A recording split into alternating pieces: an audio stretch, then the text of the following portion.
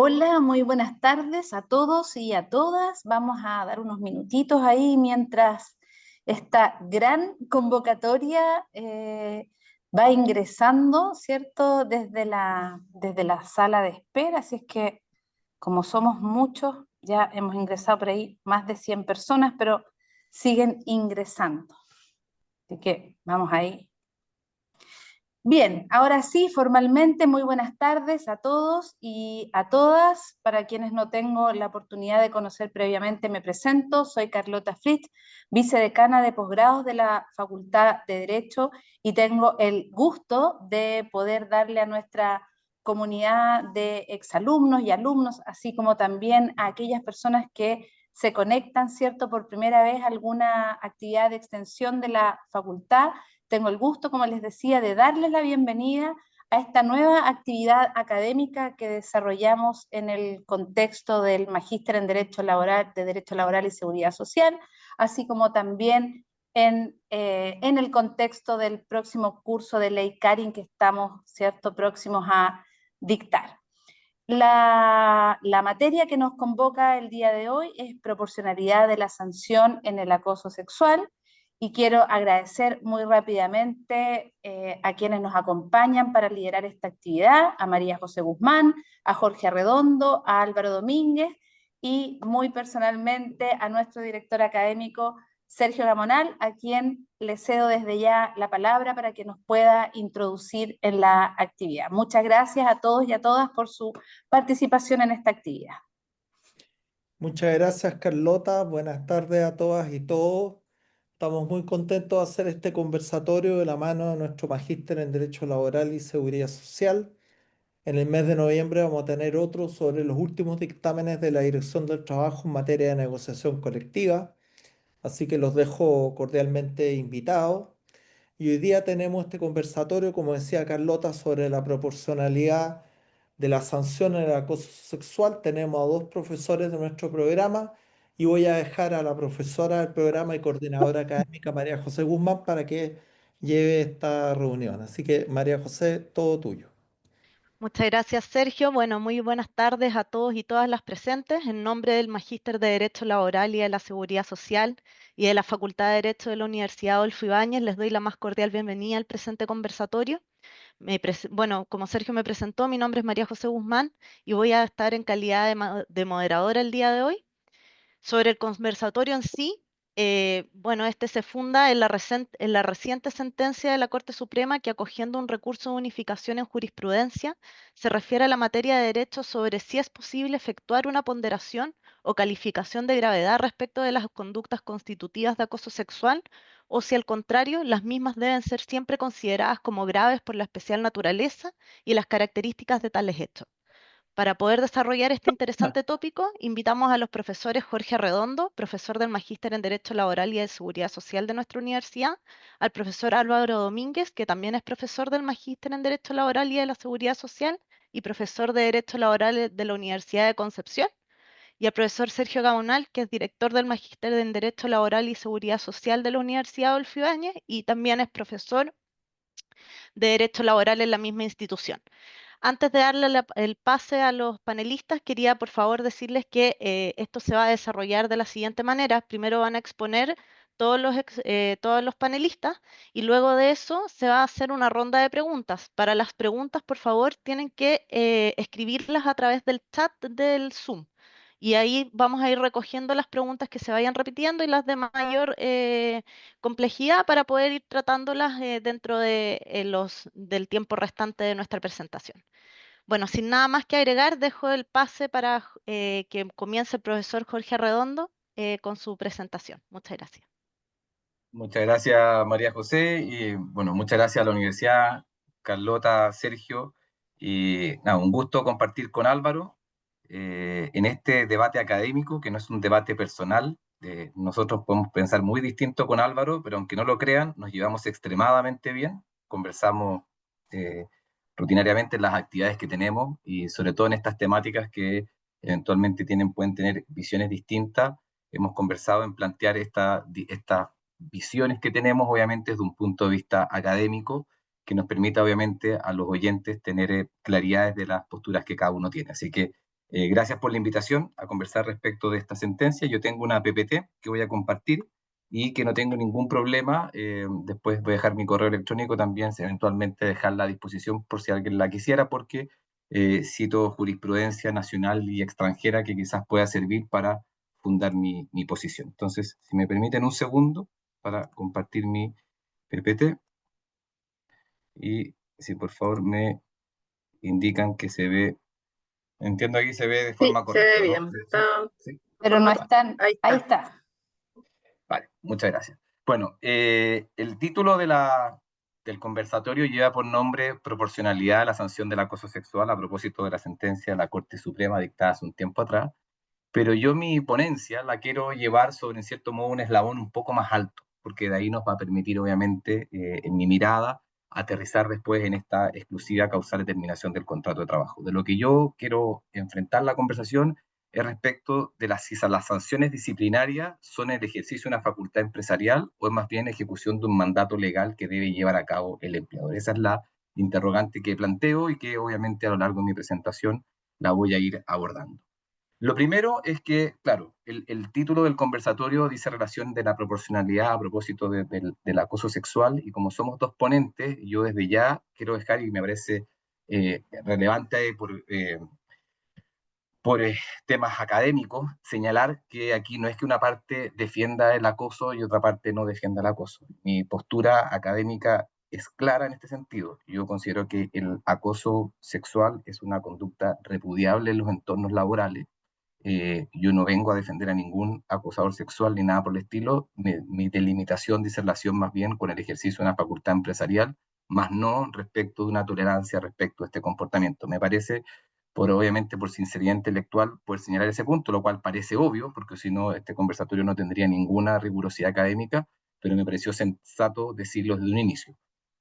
A tal punto que yo comparto, a propósito de temáticas de acoso sexual, en un fallo reciente de la Corte de Apelaciones de Santiago, que es del 24 de septiembre del 2025, que corresponde a la causa rol 2532 del 2024, 2532 del 2024, que a propósito del acoso sexual, lo que menciona es que efectivamente, si bien la definición de acoso sexual habla como requerimientos de contenido sexual, lo que daría a entender como una pluralidad de acciones, la Corte, obviamente, y obviamente parece aceptada, señala que efectivamente para estar en presencia de esta causal de término de contrato no es necesario que ello sea reiterado, sino que una sola actuación puede llegar a constituir una causal de despido en virtud del artículo 160 del Código del Trabajo. Lo menciono a propósito de cómo encuadramos la conversación a propósito del acoso sexual y mi opinión, obviamente, respecto a este tipo de comportamiento. Pero por ello es que yo intento establecer mi conversación a propósito del ejercicio de las facultades empresariales. Entonces voy a hacer solamente un pequeño resumen de cómo llegamos a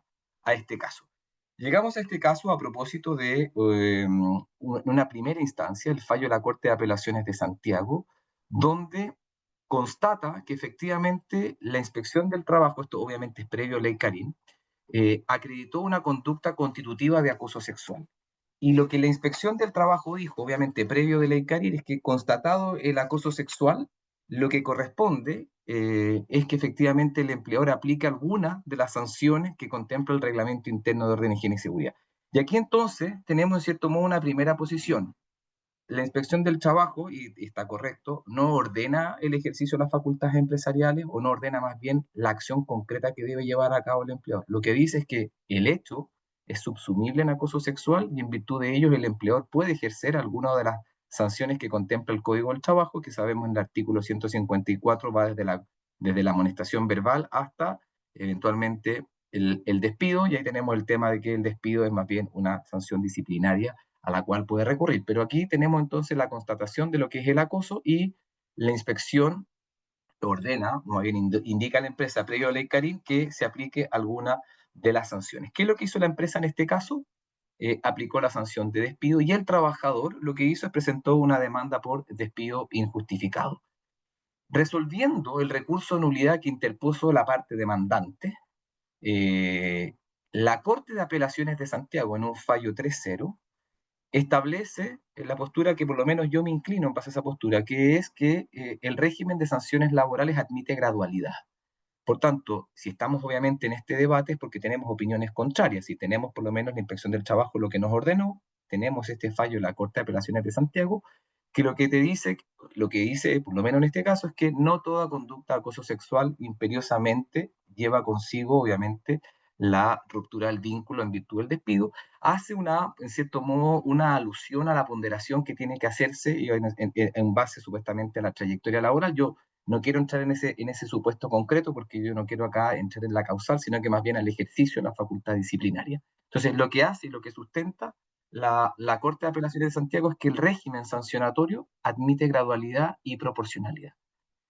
Y por tanto revoca el fallo, y es contra este fallo que se presenta obviamente un recurso de unificación de jurisprudencia. Y razonando la Corte, y este es el fallo que obviamente vamos a comentar, que es la causa ROL 4075 del año 2024, bueno, lo que hace la Corte Suprema primero, hoy en día esto es un dato medio ñoño, pero los que leemos bastante de jurisprudencia es sumamente ilustrativo leer hoy día los recursos de unificación, porque nos establece en cierto modo un orden sumamente claro de cuál es la materia de derecho. Y normalmente lo hace siempre en su considerando segundo, las sentencias de unificación, porque el considerando primero dice cuáles son los presupuestos para recurrir a esta instancia, y el considerando segundo nos cita incluso entre comillas cuál es la materia de derecho. Y la materia de derecho que dice la Corte Suprema que va a conocer es si es posible efectuar una ponderación o calificación de gravedad respecto a las conductas constitutivas de acoso sexual, o si al contrario las mismas deben ser siempre consideradas como graves por la especial naturaleza y característica de tales hechos.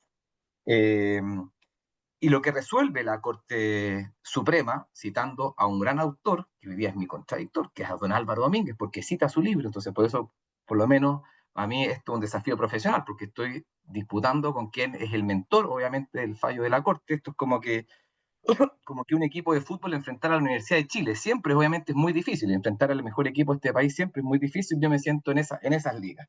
Bueno, lo que dice la Corte Suprema, y eso yo lo que le disputo a Álvaro, es porque esto está en el libro de Álvaro, y que lo que Álvaro siempre nos nutre es que obviamente sus ideas están fundadas en argumentos, es que en virtud del principio de tipicidad, constatado el acoso sexual, no hay respuesta más posible por parte del empleador que no sea el despido.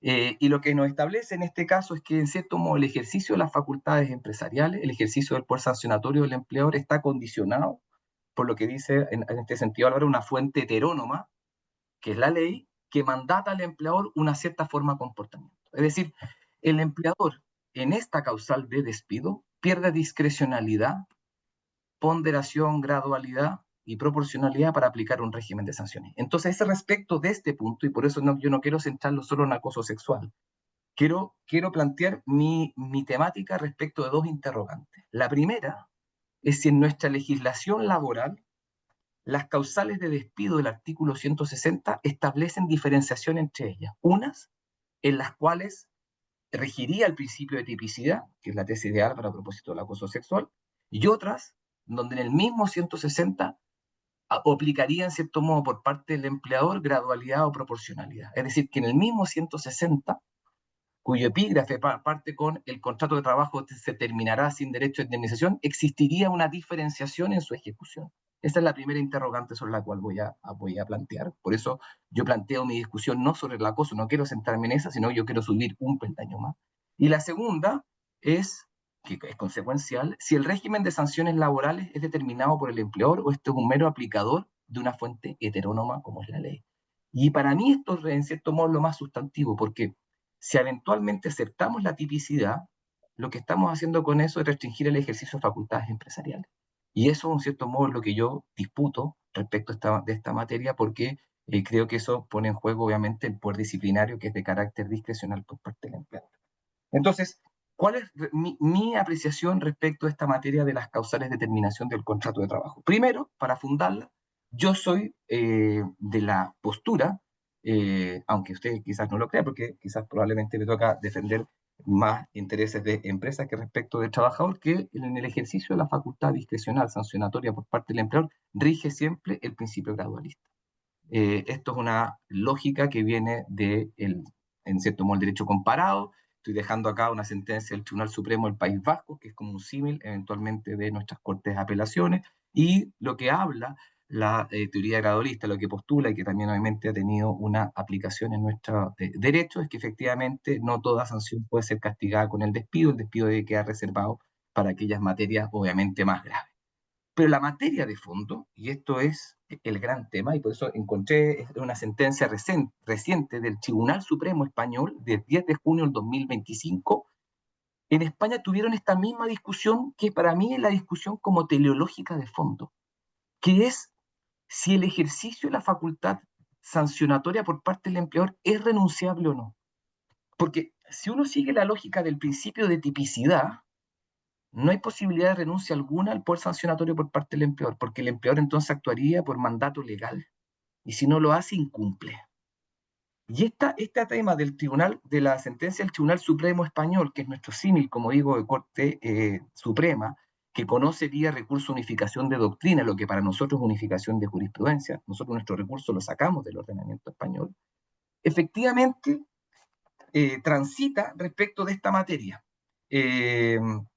Transita respecto del derecho sancionatorio laboral. Dice, el derecho sancionatorio laboral efectivamente requiere legalidad y tipicidad, pero entendido ¿cómo? Entendido que en virtud de la certeza, las conductas deben estar expresamente señaladas para que el sujeto trabajador sepa efectivamente que esa conducta es sancionable, y a propósito de tipicidad existe un rango de sanciones posiblemente aplicables a esa conducta. Sumado que en la lógica española, en cierto modo, las conductas admiten como una cierta graduación, tan leve, grave, menos grave. Entonces uno tiene que encuadrarla eventualmente dentro de esa categoría. Entonces, legalidad y tipicidad en la lógica, y esta es mi postura, por eso la quiero fundar también en doctrina española, la legalidad y tipicidad está en cierto modo asociado a la certeza, descripción de la conducta y descripción, obviamente, del régimen sancionatorio. Dice la sentencia en particular, la norma ha de permitir al destinatario predecir con suficiente grado de certeza las conductas que constituyen infracción y el tipo y grado de sanción de las que puede hacerse merecedor quien las cometa. ¿Cuál es la pregunta que se hace el Tribunal Supremo Español? La pregunta es, pongo la siguiente lámina, es si el empresario, quien tiene o no la facultad de sancionar, puede condonar dicha sanción. Es decir, si es renunciable el ejercicio de su facultad sancionatoria. Y lo que sustenta el Tribunal Supremo Español, y esta es mi postura, es que efectivamente eso es posible. Y lo que yo intento sustentar con eso, entonces, es que el empleador no es un mero aplicador de una norma en el régimen sancionatorio laboral, independiente de la causal de despido. Porque eso implicaría en consecuencia, por ejemplo, que no operaría la lógica del perdón de la causal, porque en esta temática el empleador tendría una obligación asociada a aplicar la única respuesta posible, que es el despido. Y si uno mira las causales del artículo 160 del Código del Trabajo, todas tienen asociado un disvalor. Yo comparto, obviamente, que en materia de acoso sexual, el disvalor es un disvalor de carácter más, en cierto modo, más alto. Yo eso no lo disputo. Obviamente todas tienen asociadas un disvalor.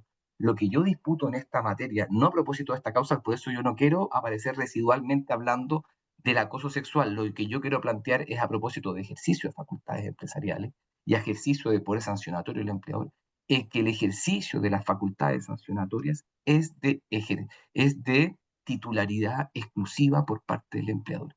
Y incluso si no lo hace, eventualmente será sancionable porque eventualmente incumplió el artículo 184 de proteger eficazmente la vida y salud de los trabajadores, si eventualmente tuvo una actitud pasiva de eventualmente hacerse el loco respecto a una situación que ocurre en el contexto de trabajo. Pero lo que yo disputo es que sea un mero mandatario, efectivamente, de una consagración legal donde no tiene discrecionalidad para aplicar un régimen sancionatorio.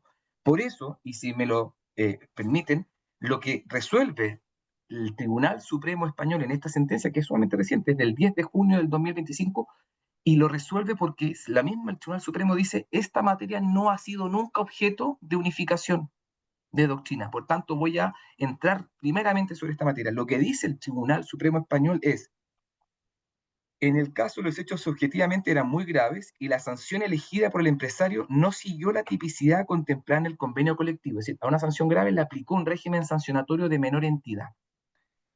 imponiendo una sanción correspondiente a una infracción menos grave. Pero lo hizo en el pleno ejercicio de la potestad disciplinaria. El empresario es quien tiene la facultad de sancionar o no la infracción, o incluso condonar la sanción impuesta, cualquiera que fuera, lo que nos lleva a aceptar tal posibilidad consistente en elegir una sanción inmenor, o incluso puede renunciar al ejercicio de poder sancionatorio.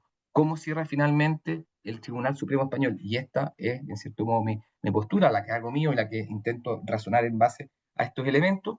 El empresario es el que tiene poder de dejar sin efecto, dejar sin sanción un determinado comportamiento de uno de sus empleados que pudiera ser constitutivo de infracción disciplinaria.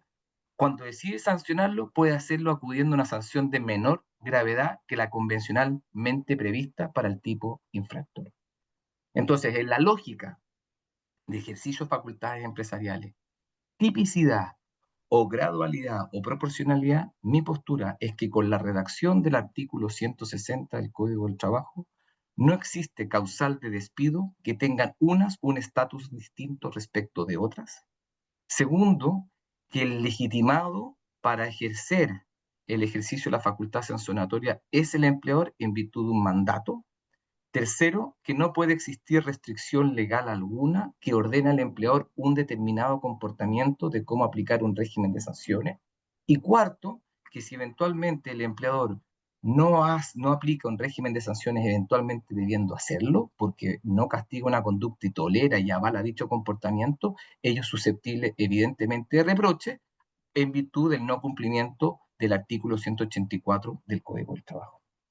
Esa es mi postura a propósito de la tensión y el tránsito entre tipicidad y legalidad. Entiendo que con Álvaro obviamente tenemos posturas distintas, lo hemos hablado, pero es la forma en que yo intento fundar lo que dice relación con el ejercicio de las facultades empresariales, que vuelvo sobre el punto, es sobre ello lo que he intentado señalar, que creo que es un peldaño, un eslabón más arriba, más que entrar en una causal en específico. Eso, María José, no sé cómo estuvo en el tiempo, si nos pasamos no, y si nos pasamos no hubo perdón de la causal porque Casi, no me sancionaste. Eh, casi perfecto. y dejo Así ahí, que por si eventualmente a alguien le interesa, dejo ahí mi correo electrónico. Yo me represento aquí a mí mismo, no estoy representando obviamente a nadie más en esta materia, así que son posturas obviamente de discusión doctrinaria y discusión académica sobre este tópico. Así que muchas gracias, María José, por el tiempo y dejo de compartir para que lo pueda hacer Álvaro. muchas gracias, Jorge, por tu presentación. Le doy el pase para que nos pueda exponer sobre su posición al profesor Álvaro Domínguez. Álvaro, muchas gracias. Gracias, María José. Bueno, como dijo Jorge, efectivamente no es mentira lo que está diciendo. Nos conocemos hace bastante tiempo, tenemos una muy buena relación de amistad y académica, así que lo que digamos acá es simplemente por interés académico, sin perjuicio de que también debo revelar que tengo una posición ahí a propósito de cómo, de la posición finalmente de entender la centralidad del trabajo en general, ¿no? Y desde ahí es que construyo mi actividad académica y también mi actividad profesional, así que tampoco es muy neutra mi posición para esos efectos. ¿Ya? Así que siempre es un agrado compartir con mi querido Jorge, así que, bueno, una vez más, teniendo posiciones distintas, así que vamos a ver en esta de qué madera está hecho Jorge, ¿no? Dicho esto, quiero dar las gracias a la Universidad Adolfo Ibáñez por esta invitación. Eh, Siempre es un honor que te inviten a participar de estas actividades, pero muy en especial por la convocatoria que hace lo que es, creo que para todos y para todas, Sergio, ¿no? Sergio es un maestro del laboralismo y me honra profundamente que me considere para este tipo de actividad. Yo sin haber sido su alumno, ni en posgrado ni en pregrado, lo considero un maestro, así que gracias por el honor de la invitación, Sergio, ¿no? Así que bueno, esperemos estar a la altura de lo que se espera, ¿no? Varias cuestiones. em, Como ustedes saben, o bueno, no tienen tampoco por qué saberlo, pero mi línea de investigación tiene que ver con el despido, ¿no? Y dentro de esa línea de investigación, una de las cuestiones a tratar, obviamente, está entender la configuración de los límites del poder disciplinario y de la autotutela empresarial en razón de el poder disciplinario como un elemento central dentro del esquema de las relaciones de trabajo, ¿no? Y dentro de esa dinámica, uno de los temas que estudié en su oportunidad, lo hice a propósito de mi tesis doctoral, también a partir de varios artículos que he ido publicando en la materia, no solo, sino que también con la profesora Jimena Coché, a propósito del acoso sexual y los alcances que pueda tener eventualmente, ¿no? Y este estudio y esta línea de investigación la fuimos realizando antes de la ley Carín, ¿no? Entonces, sumamente curioso que aparece esta sentencia entre medio de ya la vigencia de la ley Carín, pero respecto de hechos y situaciones que fueron debatidas al alero de la antigua legislación, ¿no? Y por lo tanto quiero centrar mi exposición a lo menos en esas dos líneas, el estado antes de la ley Carín y con posterioridad. Y la pregunta central, creo, de lo que plantea la discusión de la sentencia de la excelentísima Corte Suprema del 8 de agosto de 2025, creo que van dos líneas, ¿no? Si es posible efectuar una ponderación o calificación de gravedad respecto de aquellas conductas que se pueden estimar como configurantes de acoso sexual, o bien por el contrario, si deben ser siempre consideradas como grave por la naturaleza y las características que ésta tiene, que es un poco lo que nos dice la Suprema al momento de definir el objeto de unificación. Y dentro de esa línea, también hay una segunda pregunta, ¿no? ¿Y si es posible sancionar hipótesis imperfectas que no se subsumen dentro del concepto de acoso sexual por la vía disciplinaria conservativa derechamente? Entonces, entre líneas, la Corte Suprema también plantea, desliza una respuesta frente a esta segunda problemática, ¿ya? Entonces, quiero centrar mi posición en eso, pero quiero partir un poco más atrás, ¿no? Y también haciendo alusión a alguna de las cuestiones que planteaba Jorge en su oportunidad. Y creo que hay que ir un poco más atrás, ¿no? Y es una cuestión esencialmente dogmática, ¿ya? Esta cuestión lleva hace bastante tiempo discutiéndose en la doctrina comparada, ¿no? Y tiene que ver con la forma de entender el derecho del trabajo, la naturaleza jurídica y el fundamento del poder disciplinario para su justificación, ¿no? Y esencialmente se ha dado dentro o en el enfrentamiento de dos tesis, que es la tesis contractualista versus la tesis institucionalista y finalmente ya la tesis heterónoma, si se quiere, de regulación del poder disciplinario, ¿no? Y creo que esto es importante porque el tránsito histórico y la pretensión, si se quiere, histórica del derecho del trabajo ha sido someter el poder privado al cauce democrático, ¿no? Civilizar el poder privado. Y eso lo hace el derecho del trabajo, si nos vamos a circunscribir a cuestiones estrictamente jurídicas o dogmáticas, a partir de la causalización, la procedimentalización del poder privado, ¿no? Y dentro de esa lógica, entender que el disciplinamiento laboral atiende a formas de autotutela de un interés privado, ¿no? Y desde esta racionalidad, y particularmente desde la desigualdad de poder, finalmente, una cuestión de poder, ¿no? Que existe entre los contratantes, es que el derecho debe necesariamente intervenir.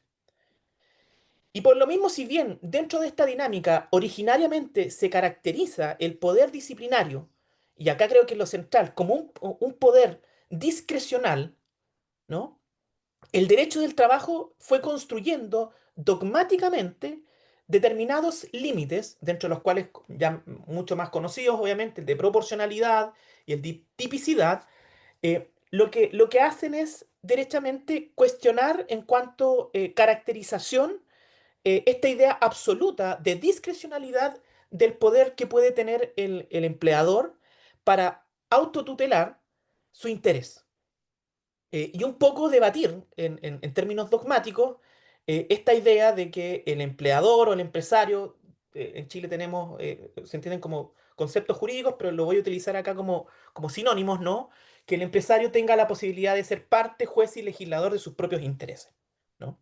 Entonces, dentro de esta dinámica o de esa racionalidad de civilizar el ejercicio del poder privado, y acá voy a tomar las palabras de Bailos, ¿no? La violencia del poder privado, si se quiere, es que se introducen determinados límites, ¿no?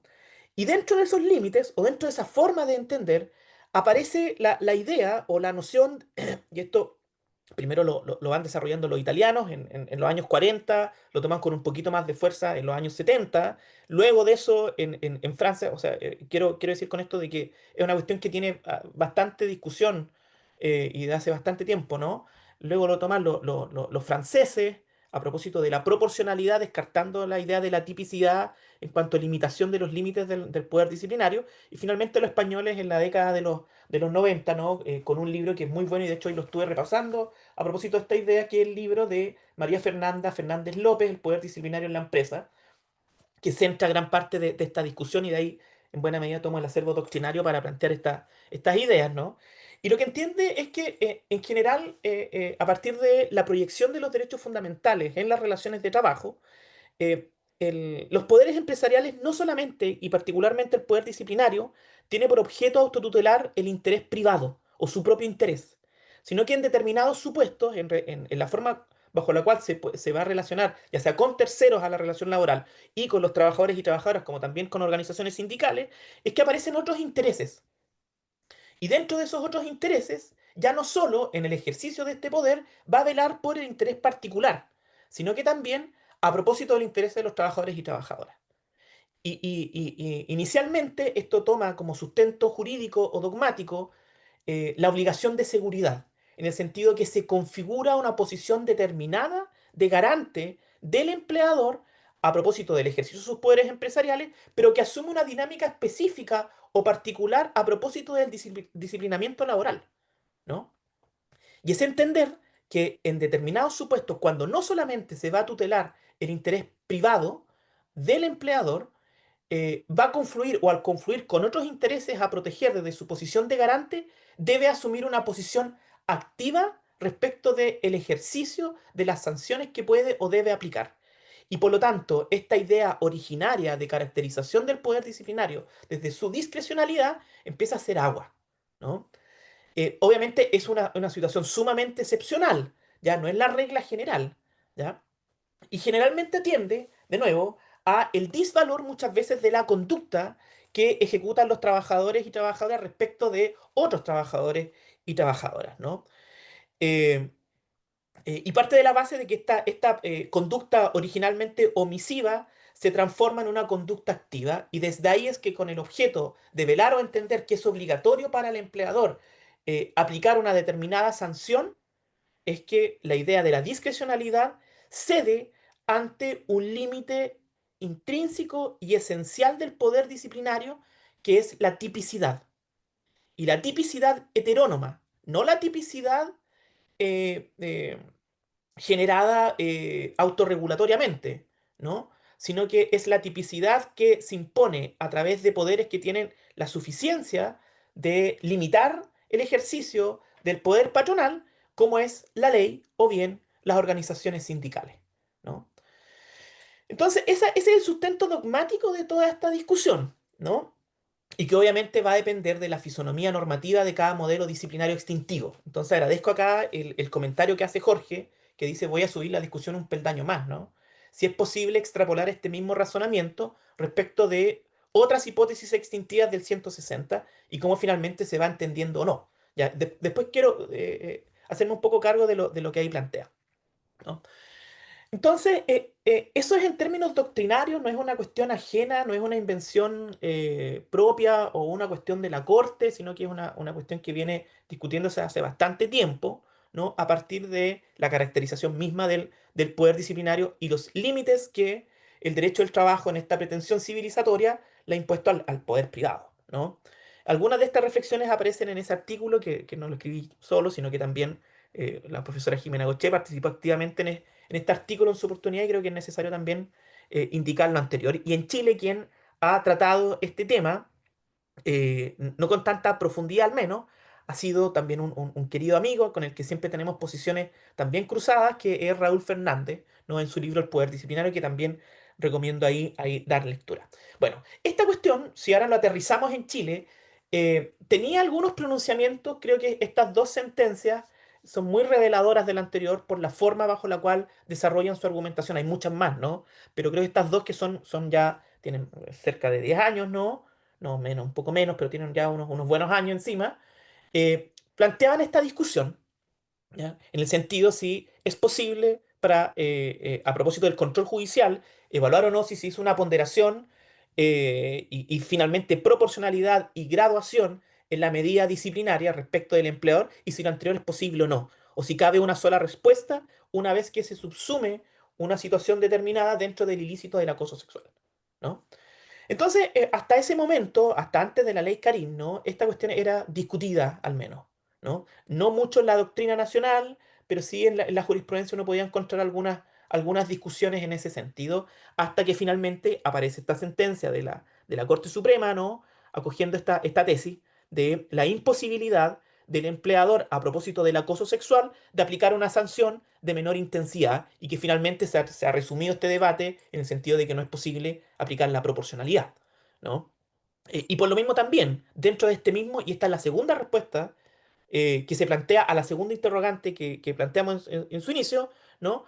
¿Qué hacer eventualmente cuando una conducta no logra configurarse en los términos que se va a predeterminar por el Código del Trabajo a propósito del acoso, si puede o no ser sancionada por otras medidas disciplinarias menos intensas? Y la respuesta también fue que no, ¿no? No es posible tampoco, ¿ya? O sea, si existe o si se da el acoso, la única respuesta posible en términos disciplinarios es el despido, ¿no?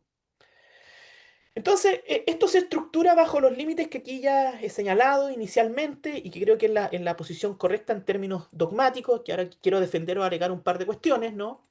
Que va sobre la lógica de limitar la discrecionalidad del ejercicio del poder disciplinario, que no hace desaparecer en general la ponderación de gravedad en atención a la propia tipicidad del comportamiento, ¿no? Eh, y por lo mismo, en ese esquema, la única opción que le queda al empleador sin vulnerar la posición de garante que le confiere el artículo 184 en ese momento, y posteriormente veremos también con la ley Carín, únicamente despedir, ¿no? Entonces, esto tiene que ver con esta idea originaria de una definición heterónoma de la causa disciplinaria, ¿no? Y acá quiero abrir la discusión a partir de lo que señaló Jorge, me permite calzarlo con esta parte también de la exposición, ¿no? Y la pregunta es, ¿cómo caracterizamos el modelo disciplinario en Chile? Nuestro modelo en términos estructurales, ¿no? ¿Cuál es el rol que le cabe, por un lado, a la autonomía de la voluntad? Y dentro de eso, ¿qué tan discrecional es el ejercicio del poder disciplinario dentro del mismo? Y la tesis, o esto que estamos hablando recién, del acoso sexual en la definición del poder disciplinario, arrastra un poco más atrás, si se quiere, ¿no? Y tiene que ver con la caracterización de nuestro modelo, ¿ya? Y esta es la tesis central realmente que es la que quiero plantear, ¿no? El modelo chileno es un modelo de conformación heterónoma en el que va de la mano, ¿no? Pero no tanto, puede haber alguna conexión, en el que en términos generales no es legal, no es posible en términos jurídicos para el empleador sancionar comportamientos extralaborales más allá de aquellos que pueda reconocer la ley expresamente en ese catálogo. Y dentro de las causales que contempla el 160 no existe un todo monolítico, sino que más bien dentro del 160, a partir de su conformación histórica, ha ido absorbiendo y ha ido generando un catálogo específico o determinado, donde cada causal de despido tiene una fisonomía propia. Y dentro de ese mismo esquema es posible diferenciar a lo menos dos grupos de causales extintivas. Aquellas causales disciplinarias en las que se pretende tutelar el interés particular o privado del empleador. Voy a poner un par de ejemplos: negociaciones incompatibles, eh, ausencias laborales, el sabotaje o daño a los bienes del empleador, ¿no? El incumplimiento grave de las obligaciones que impone el contrato de trabajo, entre otras, ¿no? El catálogo es bien, bien amplio. Pero existe otro grupo de causales extintivas en las que no se tutela de manera o exclusivamente aquellas que atienden a la tutela de un interés particular del empleador, sino que también confluye, a propósito de la obligación de garante, otros intereses y otros bienes jurídicos de igual relevancia. Y dentro de estas causales cambia la lógica disciplinaria. Y son aquellas hipótesis como, por ejemplo, las del acoso sexual y el acoso laboral y las vías de hecho.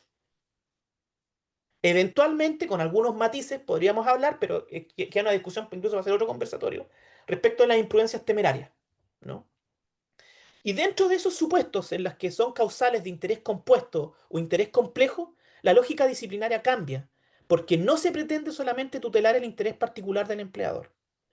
Y por lo mismo es que aparece con tanta intensidad la proporcionalidad como un límite intrínseco de todas aquellas causales disciplinarias en las que se pretende tutelar el interés privado del empleador, con la idea de racionalizar el mismo, ¿no? Y esto aquí está uniforme tanto en la doctrina anglosajona como en la doctrina europea, la doctrina latinoamericana, y no hay duda ahí. La discusión está a propósito de estas causales de interés compuesto, ¿no? Pero si seguimos la lógica de que el modelo causal extintivo en Chile es un cuadro disciplinario estricto, lo que corresponde es entender que en estos supuestos aparece una ponderación tasada por el legislador. Y en esos supuestos en los cuales existe un interés distinto al simple o puro del empresario o del empleador, no es posible entenderla en igual rigor o con iguales particularidades. Y dentro de esta aparece toda la carga argumentativa que ya vimos anteriormente a propósito de los límites a la discrecionalidad en el ejercicio del poder disciplinario.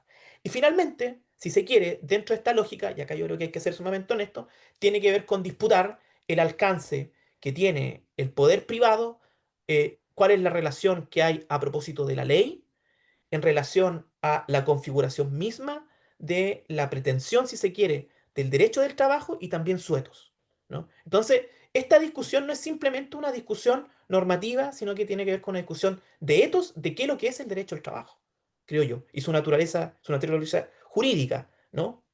El viejo debate entre las tesis privatistas, publicistas y y la del derecho social, ya si lo tratamos de ver en términos más macros, ¿no? Entonces, yo creo y adscribo a una posición de limitar derechamente el poder privado y dentro de eso entiendo que los alcances de esa limitación también se expresan desde la lógica de la tipicidad y de la ponderación de la misma a impedir esa discrecionalidad respecto al mismo cuando existe un disvalor tan grave como es el que se da en las conductas de acoso sexual, ¿no? Pero esto puede sonar muy teórico, ¿no? Muy dogmático o incluso hasta ideológico, que no lo niego, ¿no? Pero tiene, creo que con la ley Carín, un sustento normativo, ¿no? Eh, y acá aparecen dos cuestiones que son relevantes, al menos en términos interpretativos. El artículo 2 inciso segundo del Código del Trabajo, cuando habla de la obligación, o más bien del el parámetro sobre el cual se van a estructurar las relaciones de trabajo, que son un trato libre de violencia, ¿no? Y con perspectiva de género. El acoso sexual no es neutral. El acoso sexual tiene el rostro de mujer, ¿no? Creo que esa idea de la neutralidad del acoso sexual no es real. Eh, y la Dirección del Trabajo lo ha dicho que estos principios irradian a la totalidad de la normativa laboral. Y en la misma línea, el convenio 190 de la OIT algo nos dice a propósito de eh, cómo socialmente entendemos el disvalor de la violencia y el acoso sexual en el trabajo. Álvaro, disculpa que te interrumpa, pero ya estamos casi Termino en un sobre el minuto. plazo. ¿Sí? Termino en un minuto. Y tiene que ver con la idea de tolerancia cero, ¿no? El preámbulo así lo indica. Eh, pero si se quiere incluso, creo que de manera más clara, el artículo 211 del Código del Trabajo hace una alusión específica cuando se relaciona con el 160 y las causales de despido, donde reconduce la posibilidad de evaluar la gravedad simplemente a las hipótesis de acoso laboral y no así respecto del acoso sexual, que viene a resolver este vacío o lo viene a colmar en cuanto a opción normativa, ¿no? Y desde ahí es que creo que es correcta tanto la interpretación que se planteó en su oportunidad por la Corte Suprema, y creo que es la misma, incluso con mayor intensidad, la que debería aplicarse al amparo de la ley Karim. Eso, disculpen si me pasé un poquito con el tiempo. Gracias, María José, por la advertencia. No, de nada. Muchas gracias, Álvaro, por tu exposición. Ahora quería cederle la palabra al profesor Sergio Gamonal, unos minutos también para que pueda condensar todas las ideas que se han conversado en estas posiciones. Sergio. Muchas gracias, María José. Bueno, me han gustado mucho las dos exposiciones de Jorge y Álvaro. Les agradezco la profundidad, el detalle en el corto tiempo que tenemos. Yo quiero plantear un par de dudas y dudas opiniones un poco, ¿no? Voy a partir por lo más preciso, que es el 211, inciso tercero que mencionaba Álvaro, independiente que la sentencia que estamos comentando, claro, quizás no se regían por la ley Karin. Me parece que está más o menos zanjado en principio que con el acoso sexual solamente hay que despedir, porque en alguna medida la ponderación ya la hizo el legislador. Digamos, obviamente está la proporcionalidad en las sanciones, pero el legislador puede determinar en un caso específico que no va a quedar sujeto al arbitrio del empleador la proporcionalidad. Y eso es lo que hace en el 211, que lo acaba de mencionar Álvaro, ¿no es cierto?, en su PowerPoint. Expresamente va a haber que evaluar la gravedad en el acoso laboral y en cambio esa excepción no está y antes dice deberá. Entonces, en el fondo, deberá aplicar el 160, pero en el acoso laboral puede ver la gravedad y por lo tanto concluimos que en el acoso sexual no, porque no está haciendo la excepción para el acoso sexual. O sea, más allá de la discusión doctrinaria, que yo soy un doctrinario, nunca he ejercido la profesión, pero aquí tenemos una norma súper clara, precisa, que no tiene dos interpretaciones, de que con el acoso sexual hay que despedir. Ahora, quisiera decir también, obviamente yo me siento más cercano a lo que está mencionando Álvaro, ¿no? En cuanto a la potestad disciplinaria. Hay una sentencia muy antigua, de la década del 80, que es una casación en el fondo de la Corte Suprema por un empleador que en un contrato con un gerente bancario, en el contrato el empleador renuncia a aplicar las causales de caducidad disciplinaria, ¿no? En esa época era el decreto ley 2200, renunciaba a aplicar, no me acuerdo, el artículo 16, que es nuestro 160. Después el gerente robó, tomó la caja fuerte del banco, le puso rueda y se la llevó a la casa. Y entonces lo despidieron y demandó despido injustificado diciendo, sí, robé, pero es que yo tengo esta cláusula en que el empleador renunció a aplicar su potestad disciplinaria y la Corte Suprema dijo que el empleador no podía renunciar a aplicar, y aunque fuera a favor del trabajador, no podía renunciar en el contrato en forma previa a aplicar a futuro porque había un interés público, etcétera. Yo creo que esa sentencia, aunque es muy antigua, demuestra la idea de que no es algo en base a la autonomía, a la potestad disciplinaria, hay razones filosóficas, doctrinarias, etcétera, pero tan poco vínculo tiene con la autonomía que el mismo empleador, por lo menos en esa doctrina, no puede renunciar a su propia potestad disciplinaria. Así que me parece que ahí está zanjado, por lo menos en ese punto. Y creo también que es bastante evidente que no son iguales las causales 160, ¿no? Porque la del acoso sexual y la del acoso laboral, claro, afectan derechos fundamentales de terceros. Si el trabajador llega tarde, o sea, si el trabajador falta sin avisar, hace un sabotaje, claro, se afecta el patrimonio del empleador o se hace negociaciones incompatibles. Pero si hace un acoso sexual, salvo que le haga el acoso sexual al empleador, digamos, se está afectando intereses y derechos fundamentales de terceros. Así que creo que, claro, hay que entrar a picar, tenemos que empezar a ver y a decir, bueno, esta causal sí, esta causal no, esta causal sí, esta causal no. Y obviamente la idea de la proporcionalidad es para limitar el poder del empleador. Así que también me parece bien, no nos pusimos de acuerdo con Álvaro, pero esa reflexión de Álvaro en ese punto. Así que, entre comillas, es interesante porque el perdón de la causal, que es con lo que terminó diciendo Jorge, hablando del perdón de la causal por el tiempo, ¿no? El perdón de la causal pareciera ser que no se puede aplicar a todos los numerales del 160 sin que el empleador se arriesgue a una demanda de tutela de derechos fundamentales por la víctima del caso específico. Eso por un lado. Y entonces, bueno, para terminar, lo mío es mucho más corto, un par de consultas. ¿Esto también comprende el acoso sexual de ambiente hostil? Esa es una consulta que le haría a Jorge y a Álvaro, porque mi impresión es que la sentencia de la Corte Suprema está pensando en el chantaje o quid pro quo, el acoso vertical. El caso es de acoso vertical, ¿no? Es el jefe de la trabajadora que le invita a millones de café, trata de darle un beso a la fuerza en su oficina, en fin, es un caso que uno dice, sí, está bien despedido, digamos, ¿no? Si eso está acreditado, ¿no? En que ella hace la denuncia de acoso sexual y después el trabajador a ella la denuncia por una supuesta irregularidad laboral. En fin, todo está bastante como configurado en ese sentido. Entonces, yo creo que la tesis que podemos decir que es de la Corte Suprema, pero es del 211, inciso tercero, puede generar algunos problemas quizás en el acoso sexual ambiental. Estoy pensando así en voz alta, una situación muy incipiente. Recordemos que el acoso sexual ambiental no necesariamente son requerimientos de tipo sexual, ¿no? Así como acuéstese conmigo, ¿no?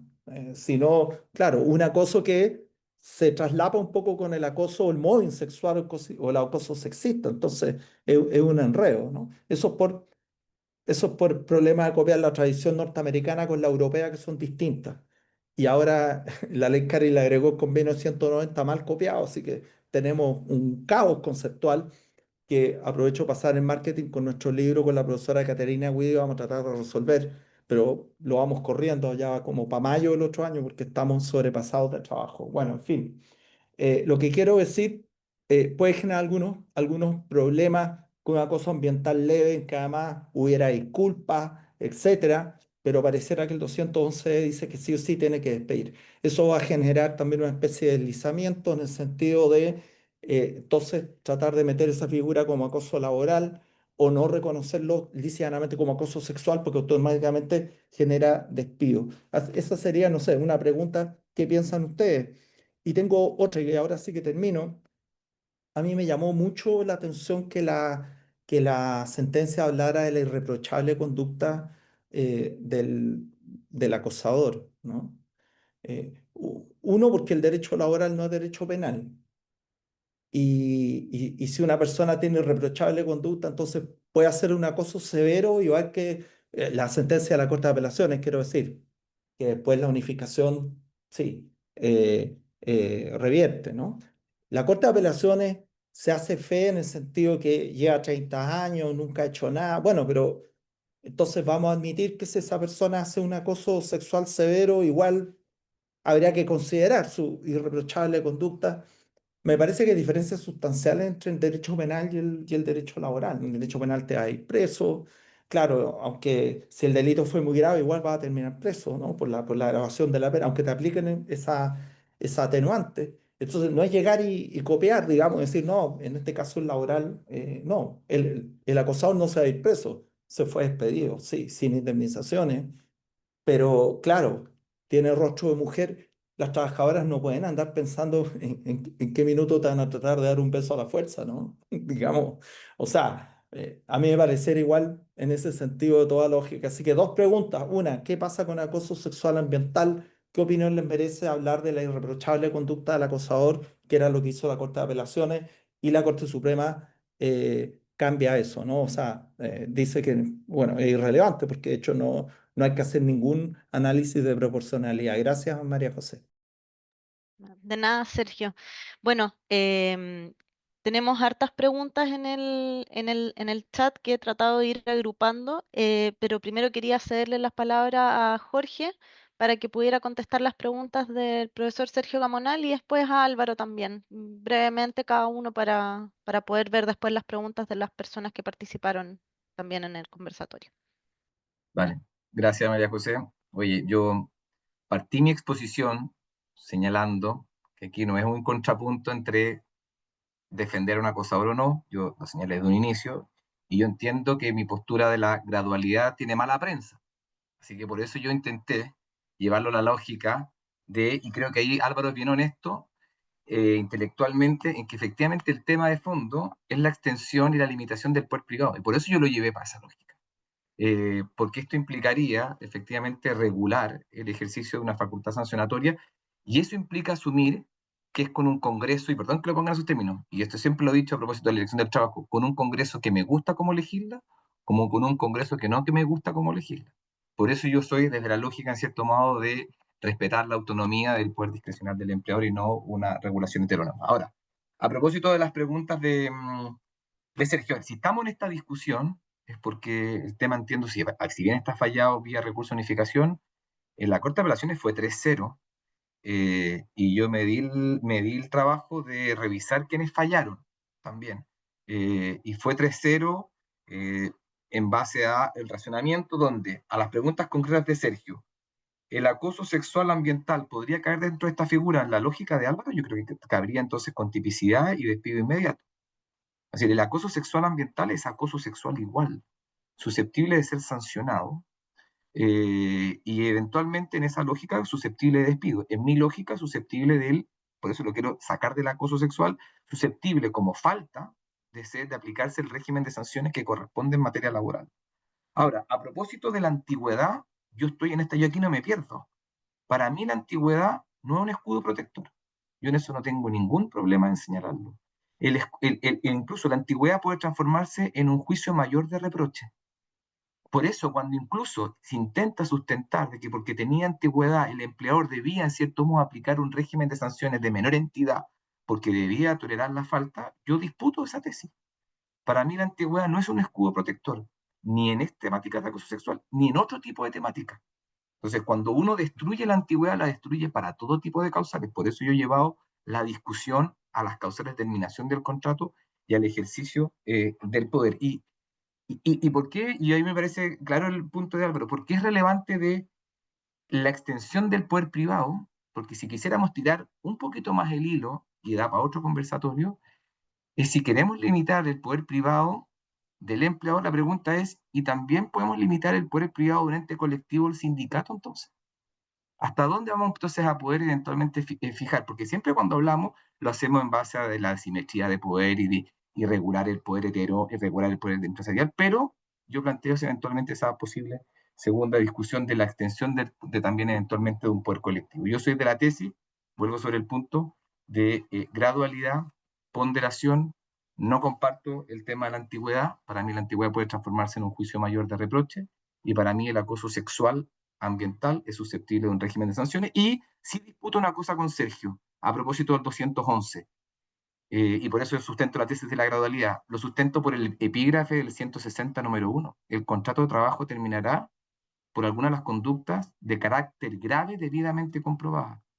De ahí yo sustento el tema entonces de la ponderación y el tema de la gradualidad. Tenemos un conflicto eventualmente de norma entre el 211 y el 160, claro, no me puede decir, bueno, el 211 especialidad, ley Karim, temporalidad, prima por sobre ese 160, yo le podría decir, claro, pero el 160 es el que regula las causas de determinación del contrato, dice epígrafe, del 160 dice algunas conductas de carácter grave debidamente comprobadas. Y lo último con lo que termino, a propósito de ejercicio de poder privado, yo por eso estoy en la senda de disputar este tema de la extensión, porque el poder privado, y yo reconozco, lo dije al inicio, la defensa de eventualmente el poder privado tiene mala prensa. Y por eso yo creo que en el chat, evidentemente, las preguntas pueden ser más disonantes con mi postura. Es porque el poder privado últimamente lo tenemos regulado, por ejemplo, en el decreto 44, artículo 61, que estableció reglamentariamente que el empleador antes de aplicar una sanción debe llevar a cabo el correspondiente procedimiento disciplinario. ¿Dónde legalmente se consagra esa regulación que tiene el decreto 44 su artículo 61? Es decir, ley Karim, reglamento del Ministerio del Trabajo, si la denuncia es contra un empleador, contra alguien que tiene la hipótesis del artículo 4, el empleador no puede investigar, tiene que remitirse los antecedentes de la inspección. Es decir, este tema de eventualmente limitar y limitar a través de vía reglamentaria es la que yo disputo en este honesto debate intelectual y de buena forma que estamos teniendo con Álvaro y con Sergio. Esa es mi postura, María José. Oye, Gracias, Álvaro. Jorge, Perdona, María José, tienes toda la razón en todo caso en cuanto al sindicato, ¿no? Por eso la OIT y el libro tercero del Código del Trabajo establecen una serie de reglas democráticas al interior del sindicato respecto a los estatutos y respecto a los representantes, justamente para limitar el poder privado, porque el sindicato también es una fuente de poder sobre los socios o sobre los no socios. Así que concuerdo plenamente con eso, ¿no? El poder se limita en donde esté, digamos. Gracias. Álvaro, sí, dos cosas. Primero, eh, a ver, ¿por dónde partir? Eh, Primero, sobre el acoso sexual ambiental, ¿no? Hay algunas distinciones si es lo mismo acoso sexual ambiental con acoso sexista y de qué manera está recogido en nuestro ordenamiento jurídico. Yo creo que esa es la primera gran discusión, ¿no? Y la posición que tengo personalmente es que el acoso sexual ambiental y el acoso sexual sexista sí están reconocidos en nuestro ordenamiento jurídico, pero no como la hipótesis específica del artículo 2 como acoso sexual vertical o chantaje sexual. Yo creo que eso ambas, todas están reconocidas, directa o indirectamente, con juego de norma o más expresa o directamente. Y yo creo que el artículo 2 lo que hace al momento de definir acoso sexual, define una hipótesis de acoso sexual que es el vertical. Y por lo mismo, dentro de esa lógica, cuando el 160 indica qué hipótesis es aquella que habilita al empleador en términos de gravedad de poner término al contrato de trabajo sin derecho a indemnización alguna, es respecto de, de esa hipótesis de acoso sexual, que es el que tiene que ver con la idea de requerimiento, ¿no? El vertical que en principio, realizando una ponderación, todos son graves, ¿no? Pero creo que el más grave de todos, ¿no? Y desde ahí es que entiendo que el legislador hace una tasación de la gravedad, ¿ya? Por lo mismo, frente a eso, el acoso sexual ambiental y el acoso sexual sexista, entiendo yo, al no entrar dentro de este esquema de regulación heterónoma tasada, podría admitir otras hipótesis disciplinarias, ¿ya? Y ahí podría entrar la gravedad, la proporcionalidad dentro, dentro del esquema. Eso creo que podría ser la respuesta a la pregunta de Sergio. Y por eso, esencialmente por ese juego de normas, ¿no? Pero también por el problema de la operación práctica. Porque el sustentar esta tesis yo creo que tiene una fisura práctica. Y es que cuando se establece tal nivel de gravedad en la sanción, van a tratar de restringir el concepto de acoso y sacar todo y decir esto no es acoso y por lo tanto no merece esa sanción, ¿no? Y por eso que creo que hay que hacer expresamente esa distinción, ¿no? Entre el acoso sexual, vertical, el chantaje sexual, versus el acoso ambiental hostil, donde no hay requerimiento de carácter sexual. Entonces, por lo mismo yo creo que esta tesis no se extiende, que es muy excepcional por lo demás, a esos supuestos. Y esta cuestión la conversé hoy con Sergio Yagué, que si se pronuncia así su apellido, ¿no? Pero es un profesor que escribió precisamente sobre el alcance del convenio 190 del OIT, en un librito que salió hace el 2024 de la Universidad de Valencia, y en el que él escribe sobre esto, debo tener por ahí el artículo, ¿no? Y él precisamente, él dice, en ese artículo lo que plantea es que se permite la proporcionalidad, ¿no? Y a mí lo que hacía es que se me hace caer un poco la tesis, ¿no? Estuvimos hablando un poco y me dice, mira, lo que pasa es que en el ordenamiento jurídico español no hace esta diferencia tan clara respecto de los ilícitos, que tampoco lo hace el convenio 190 de la OIT, pero sí lo hace el ordenamiento jurídico chileno y por lo tanto el juego normativo es distinto para estos efectos, ¿no?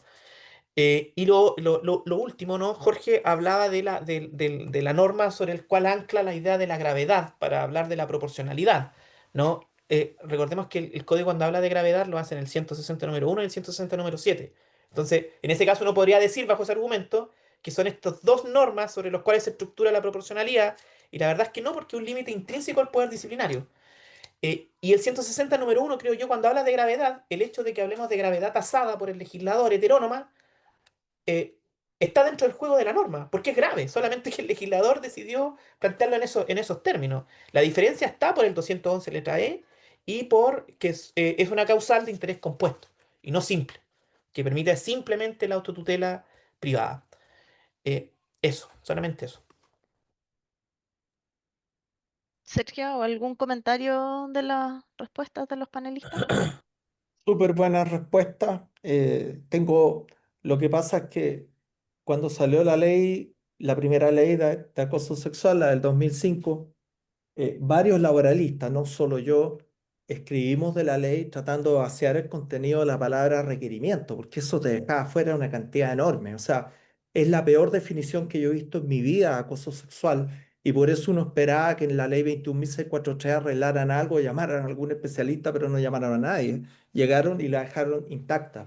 De hecho, hoy día es mejor la definición de acoso sexual callejero, es mejor la ley que define el acoso sexual en las universidades. O sea, la ley laboral, que es la que nace esta temática, tiene la peor definición en Chile, porque en vez de hablar de actos de connotación sexual, son requerimientos.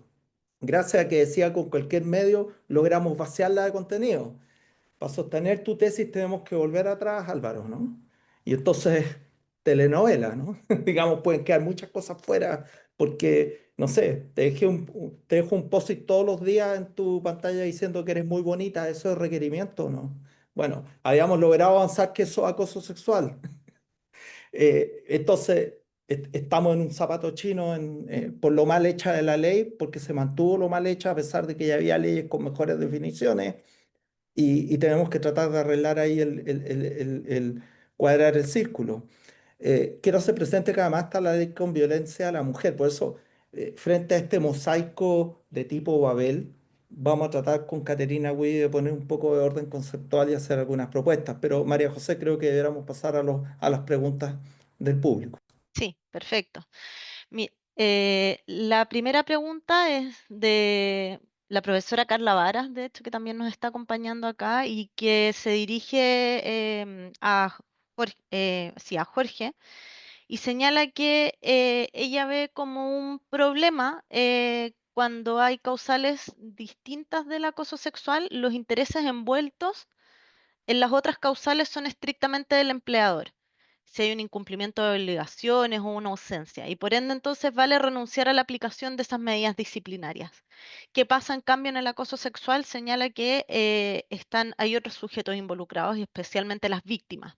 Entonces la pregunta es cómo conjugan eso con la tesis que se plantea en el conversatorio por ti, Jorge.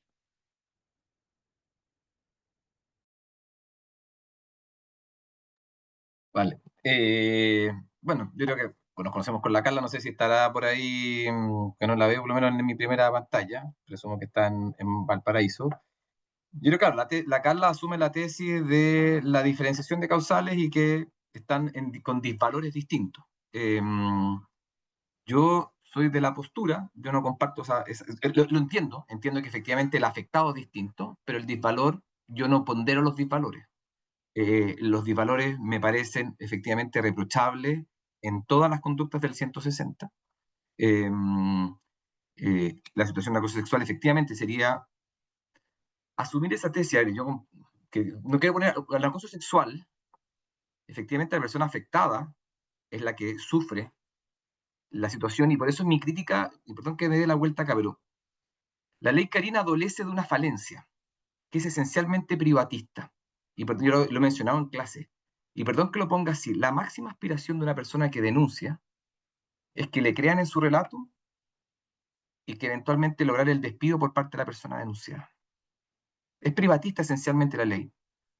Yo, respecto de eso, lo que hemos planteado incluso con la profesora Rebeca Zamora es si efectivamente la ley contempla un deber de reparación del empleador respecto a una situación que ocurre al interior de la organización. Ahora, ¿por qué hago esa distinción? Porque creo que efectivamente situaciones donde puede resultar obviamente un sujeto particular, también eventualmente hay un entorno que resulta afectado. Entonces, ponderar, yo no quiero caer en el juego de ponderar cuál es más grave o menos grave. No quiero caer en esa lógica, porque tampoco quiero caer en la lógica de si el acoso sexual ambiental es más o menos grave. Para mí es acoso sexual por igual.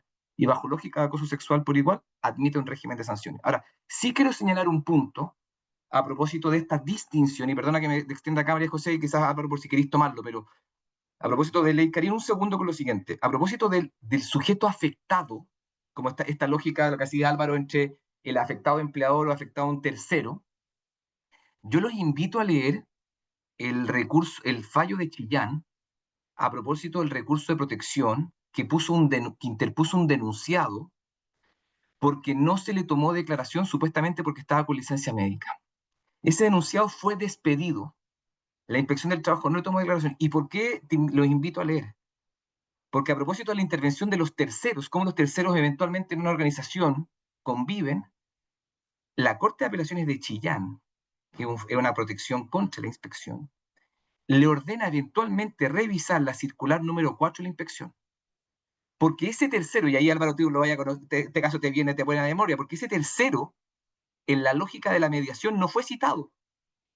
Porque cuando se constataron los indicios, era por acoso laboral, no sexual.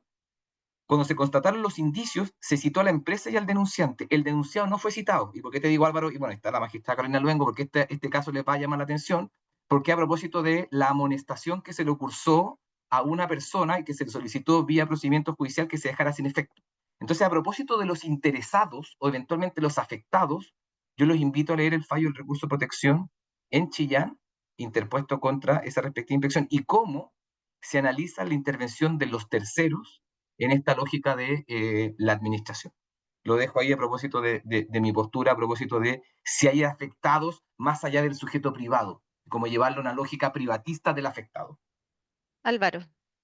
Sí, yo quiero ahí debatir lo que dijo Jorge por varias cosas, porque primero son dos niveles distintos de discusión, creo. Uno que tiene que ver con la gradualidad con la proporción, con la gravedad tasada que hace el legislador. Esto es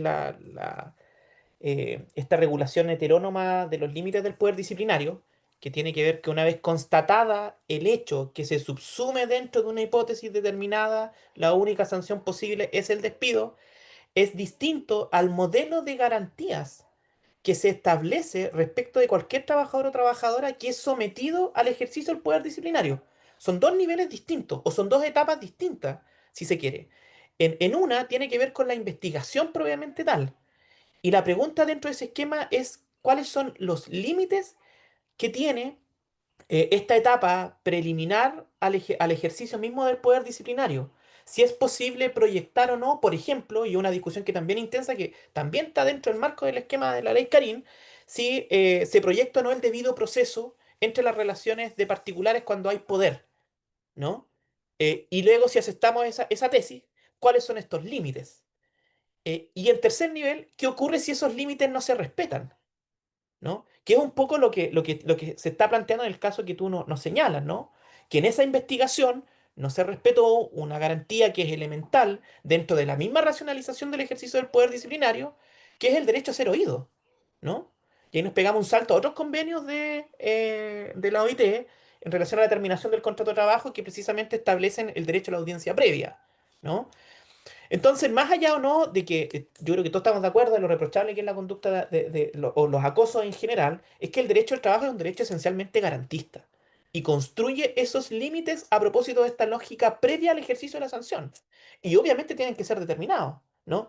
Y eso es, entiendo, lo que viene a plantear esa discusión del fallo de la Corte de Apelaciones de Chillán y también lo que se discutió en esa sentencia eh, a propósito de un trabajador que se realizó una investigación en el cual no fue oído y que fue realizado fuera de las lógicas reglamentarias que se impone el propio empleador como acto propio dentro del reglamento interno para investigar y aplicar determinadas sanciones, ¿no? Y que es, es un límite también elemental a esta lógica de causalizar y procedimentalizar el ejercicio del poder privado. Entonces no creo que sean incompatibles, sino todo lo contrario, creo que sigue una misma línea argumental, ¿no?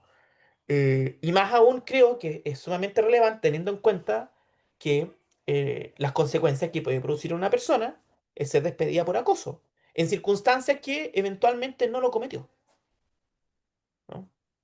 Eso. Y ahí solo María José, ya, que va a entrar, porque tenemos hasta las 10:30, ¿no es cierto, María José? Sí. Sí. Hasta las 8. Oye, yo creo que estamos hablando de causa a causa y lo vi en el chat y no lo mencionamos. Estamos hablando de la causa 598 del 2025, Corte de Apelaciones de Chillán, para que estemos claros como que la causa existe y no estamos creándola por inteligencia artificial con Álvaro. Yo los invito a leer ese fallo, porque además el tema es bien interesante, porque se acoge el recurso de protección y se le ordena a la inspección retrotraer las cosas a un estado anterior hasta ser oído el denunciado. Pero hay un pequeño detalle, el denunciado ya fue despedido y tiene una demanda contra su empleador por despido injustificado en virtud del informe de la inspección. Pequeño detalle. Y mira, yo estoy en un debate así, siempre me dicen que yo le pego a la ADT, pero lo mío son no es personal, es profesional, siempre es con cariño. Yo también lo invitaría a leer de qué manera la ADT, la inspección, informó respecto de por qué se había demorado 5 meses en llevar a cabo la investigación. Es porque no tenía más asignación de recursos para llevar a la investigación. Yo creo que un empleador dice eso en un juicio, de que no pudo investigar porque tenía mucha gente con licencia y porque tenía otras prioridades, yo creo que la multa de 60 UTM no se la saca. Oye, Jorge, quiero agregar que son 8 meses lo que demoró Ya, no, no 5, son 8, y la sentencia es muy buena. muy bueno. Porque además analiza el texto de los 211 ahí siguientes, de por qué hay que escuchar, porque es una barbaridad no haber escuchado a la persona que se está acusando, ¿no? Eso es como, no hay que tener un doctorado en derecho del debido proceso para saber eso, ¿no? Pero la sentencia además analiza como el detalle de la ley, la letra chica, porque podría dar impresión de que no es necesario, pero por ejemplo se le exige al empleador cuando hace la investigación interna que escuche a ambas partes. No tiene ninguna lógica que cuando lo haga la autoridad pública pueda eximirse de eso, ¿no? La sentencia es muy buena. Y ojo con el tema de eventualmente ordenar modificar la circular número 4 porque no tiene contemplado si el denunciado participa en la mediación. A ti, Álvaro, este caso, ¿sabéis de lo que estamos hablando? De que cuando la denuncia, la mediación fue citada a la empresa.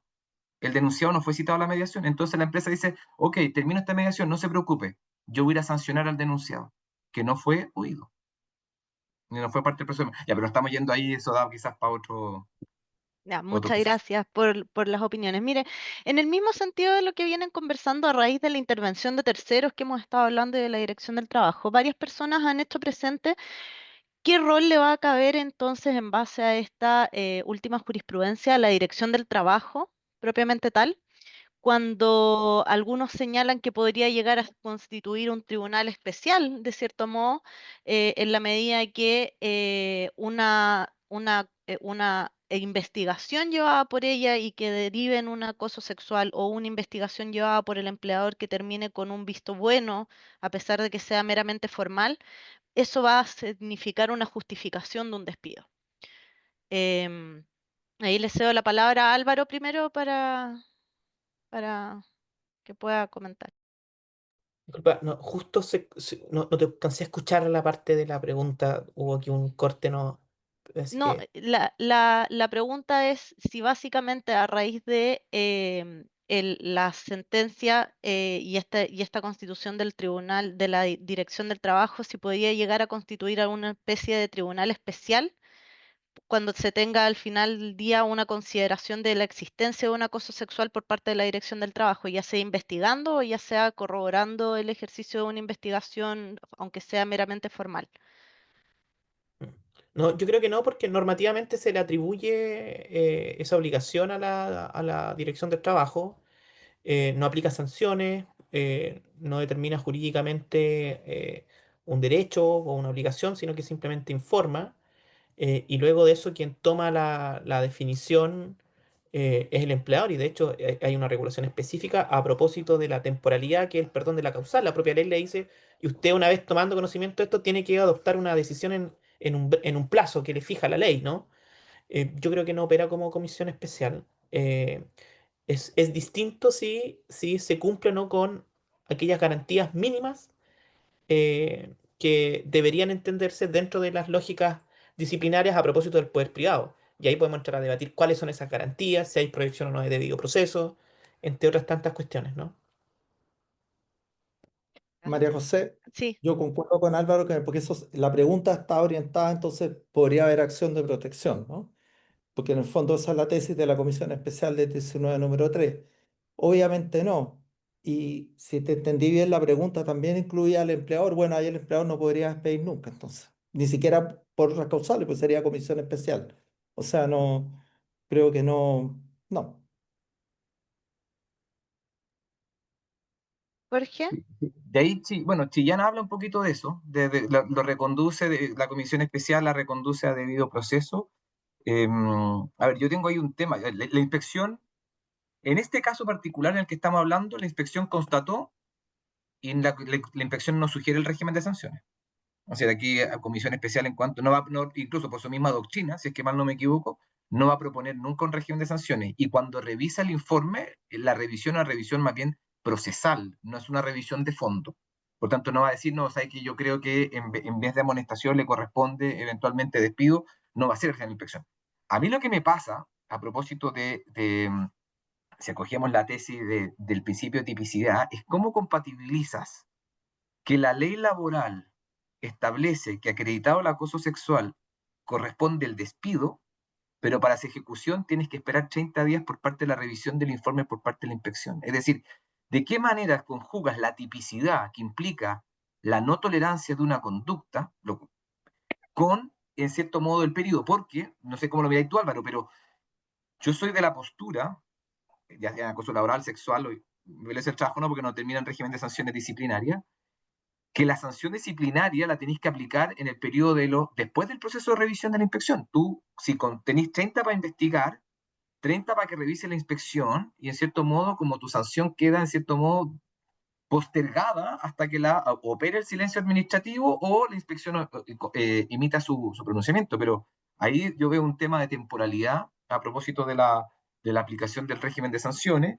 Y lo que me parece interesante del caso de Chillán es de qué manera la autoridad administrativa laboral tiene un deber de protección de los derechos laborales.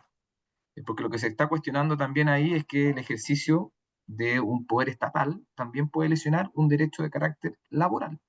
Y eso es lo que se disputa en este caso, más aún a propósito y que hay otro fallo de la Corte Suprema, no sé si lo conocía, pero el otro fallo de la Corte Suprema, también por ley Karim, pero la tercera sala, que es más reciente, a propósito que también se le ordena terminar la investigación porque tenía asociado un permiso con goce de sueldo y se consideraba que eso no se podía generar un periodo largo porque el que estaba pagando ese permiso con goce de sueldo era el empleador. Y yo ahí tengo una postura. Yo creo que el permiso con goce de sueldo no es una medida de resguardo que pueda aplicar de forma unilateral el empleador. Pero ahí nos vamos para otro plano.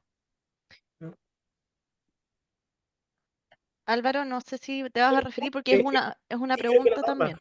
sí, yo creo que la Ujú. norma es clara y en el 211 le trae también que estamos hablando, específicamente habla de que le va a corresponder al empleador una vez y según el mérito del informe, el aplicar o tomar la medida que estime que corresponde dentro de los 15 días contados desde su recepción. Entonces, desde ahí empieza a contarse el plazo para el empleador. Pero que de ahí se empieza a contar, desde el informe. El problema de que si se retrasa, y es el problema del diseño de la ley, la dirección del trabajo, claro, va corriendo el plazo nomás. Pero ya es una cuestión del diseño, de quién está a cargo de concluir la investigación, sin perjuicio de que la ley habla o se reconduce a propósito del silencio que tiene la dirección del trabajo cuando no da respuesta oportuna. Entonces, no, yo creo que no debería haber problema en ese sentido. Perfecto, muchas gracias. Ya como última pregunta, varias personas hacen referencia al sector público y la aplicación de sanciones en el sector público, como qué estándar podría aplicarse como símil este fallo de la Corte Claro. Suprema. No sé si podrían dar algún comentario sobre eso, sobre la posibilidad de la gradualidad en esos casos.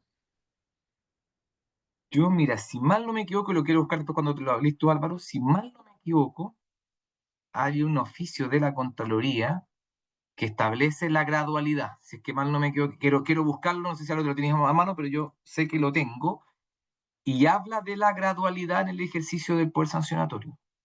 Si queréis, Álvaro, retoma tú y yo busco ese dictamen, donde efectivamente no, yo creo que no sustenta la tipicidad, sino que habla directamente de la gradualidad. Déjame, si lo logro encontrar en El en mi dictamen de apunte. 2 de junio de Contraloría. Y establece eso, ¿no es cierto? El oficio E89569-2025. Creo que ese es, no estoy seguro si te refieres a eso o no, pero es cuando Contraloría dice acá no se aplica la proporcionalidad en la falta que puedan cometer los funcionarios públicos por el disvalor que conlleva en sí la falta de probidad respecto de quién ejerce la función pública. Yo creo que es un error tremendo, que la proporcionalidad siempre está presente, salvo en aquellos supuestos en que heterónomamente se regula y cuando confluyen los intereses de terceros dentro del esquema de la relación de trabajo, ¿ya? Obviamente es todo un mundo distinto la lógica de los funcionarios públicos, pero creo que ahí no tengo una respuesta tan clara, pero creo que se pasó 3 pueblos ahí Contraloría a propósito de desterrar la proporcionalidad. Pero entiendo que ese dictamen vuelve atrás después y después dice sí se aplica la proporcionalidad. Y esto todo aparece dentro del esquema de las licencias médicas. Tengo entendido. ¿No? Pero en funcionarios públicos no soy, pero tampoco no soy experto en nada, pero funcionarios públicos no es mi área, así que prefiero no profundizar ahí. Perfecto, gracias Álvaro.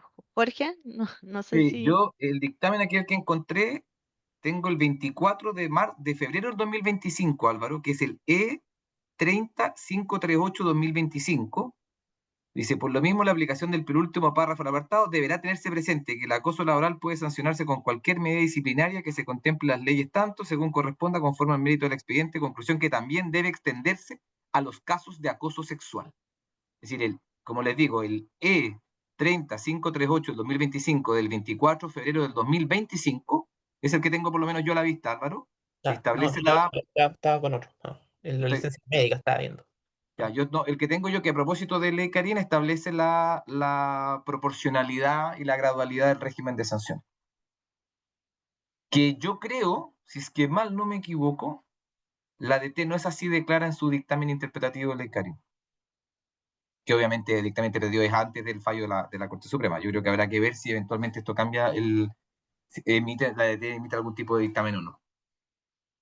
Perfecto, muchas gracias. Bueno, le quiero dar las gracias a todas las personas participantes. La verdad es que hay muchas preguntas más que podríamos haber tratado. Se trató de agrupar y tomar la mayor cantidad. Sergio, te cedo la palabra para el cierre del conversatorio y desde ya muchas gracias a los exponentes y a todos los participantes. Sí, la verdad que estaba mirando la ley 21.643 porque las normas que se modifican de la ley de base del estatuto administrativo, creo que también algo hay, pero no lo pillé, digamos, sobre hacer diferencia entre el acoso sexual y el acoso laboral. Bueno, muchísimas gracias a todas y todos. Hemos tenido un récord de asistencia sobre 180 personas, pero sin duda ha ayudado en esto los expositores que teníamos hoy día. Este tema está cada vez más complejo. La verdad, lamentablemente, varios de los que hicimos críticas a la ley Karin hemos, entre comillas, terminado teniendo razón. Está aplicándose en forma muy compleja. La dirección no ha tenido, no tiene la capacidad técnica para hacer todo en tiempo. Así que estamos como, entre comillas, en el peor de los mundos y probablemente va a tener que haber una revisión global, debiera, digamos, para que la ley funcione mejor en todos los ámbitos. Así que nada, muchísimas gracias. Me ha dado mucho gusto ver a varios de los alumnos actuales del magíster, a los alumnos, exalumnos del magíster, exalumnos de pregrado y obviamente a todos los colegas y colegas que están presentes. Así que nada, muchísimas gracias, muchas gracias María José, gracias Jorge, gracias Álvaro y nos estamos viendo en una próxima oportunidad. Chao, chao. Vemos. Chao. Muchas gracias a Chao, Muchas todos. gracias a ustedes. Que estén muy gracias. bien. Chao Álvaro, Adiós. estés bien. María José, chao Chao, Sergio. chao. Chao, chao. Adiós.